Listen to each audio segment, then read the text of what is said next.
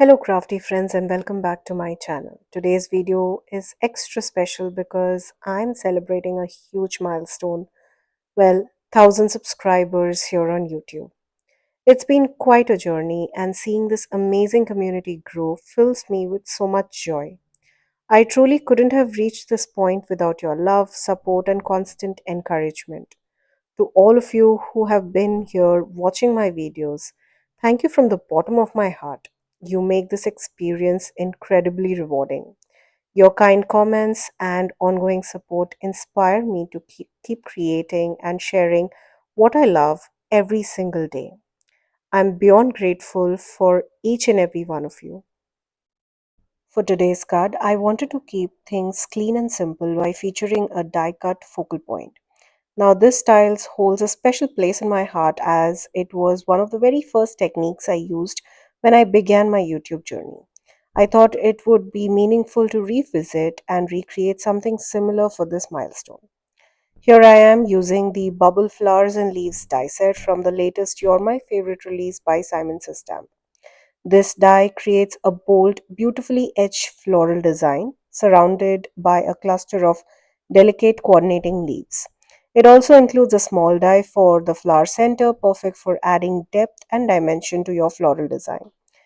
In today's video, I will be showing you two different ways to use this die. One using the entire die cut along with the scattered flowers as is, and for my second card where I will be creating a floral focal point and using the leaves and tucking them beneath the flower. Let's jump into card number one. For this design, I used the full die cut as is, letting the flower and the scattered leaves take center stage as the main focal point for the card front. We will be doing a bit of die cut inlay technique where we will be carefully placing all those tiny little pieces back into their original spot for a clean and detailed look. This design also has a lot of creative potential. You could easily turn it into a shaker card by adding a piece of acetate behind the opening and filling it with shaker bits, or try backing it up with a beautiful pattern paper for an extra interest. There are so many fun ways you could use this die to create an eye-catching card front. Now, whenever I do a die cut inlay technique, I love adding dimension to give the design more depth and interest.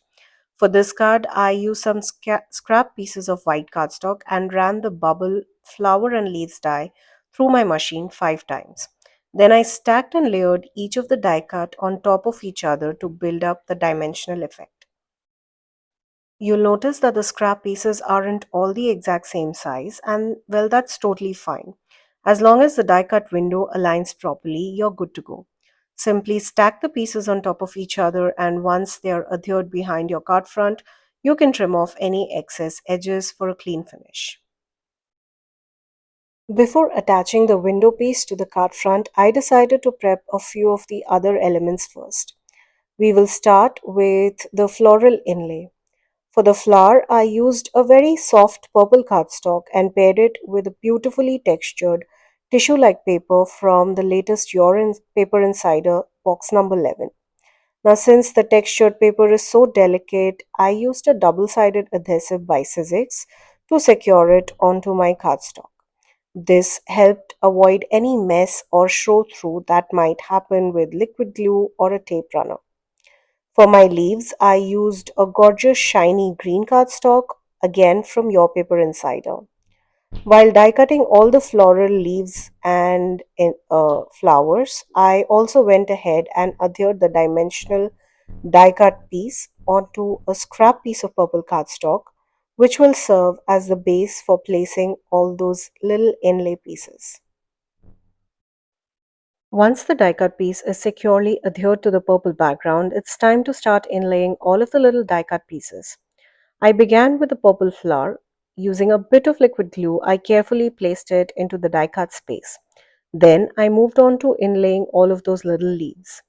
To avoid any harsh or pointy marks while pressing the pieces into place, I like to use the rounded bulb-like end of my Simon's stamp Place and Score embellishment wand. It helps smooth everything in gently and precisely. With the flower and leaves now in place, I wanted to bring a pop of color to the flower center. Since the overall tones were soft and subtle, I chose a bright pink to add contrast. I used the Simon Says Positively Saturated ink in the shade Cherry, which is a vibrant pinkish red that complements the purple flower beautifully. Now that the inlaid die cut pieces are ready, I turn my attention to the card front before adhering everything together. I wanted to add a sentiment and a bit of artistic splatter for an extra interest. For the sentiment, I used the Mother's Day stamp and stamped Your love made me who I am just below this floral window. It felt like the perfect message to celebrate all of you, my amazing viewers and subscribers. Your love and support has truly shaped my journey, and I wouldn't have reached this milestone without you. Next, I placed the panel into my splatter box and lightly added a few black watercolor splatters across the background.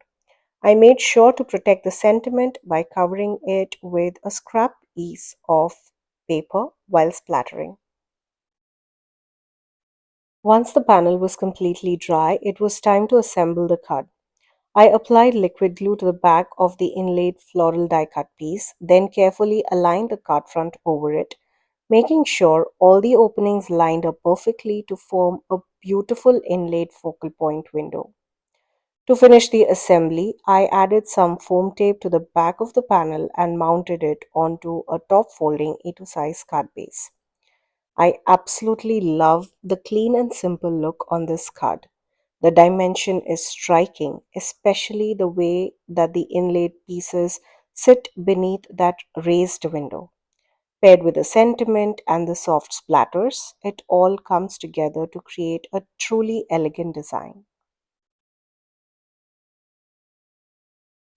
Now moving on to card number 2. For this design, I will be using the floral die cut pieces that were left over from the scrap cardstock we used to build the dimensional window in card number 1.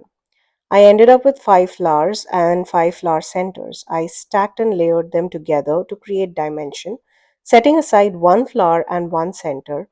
Those will be colored before being added to the top of the stack. For the flower center, I used Zest, which is a vibrant yellow, and for my petals, I blended blush towards the center and punch towards the edges. I absolutely love the stunning combination of orange and pink. It's so vibrant.